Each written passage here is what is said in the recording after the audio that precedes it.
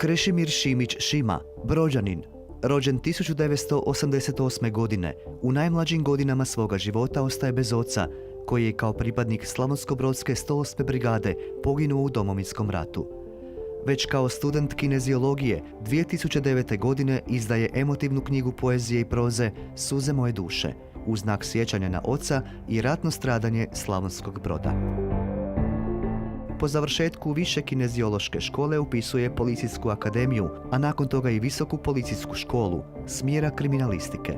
Kao veliki zaljubljenik u svijet sporta, ovaj Brođanin izuzetno je poznat kao ultramaratonac koji već 17 godina na više od 150 domaćih i međunarodnih ultramaratonskih utrka s prijeđenih 60.000 km predstavlja svoj grad.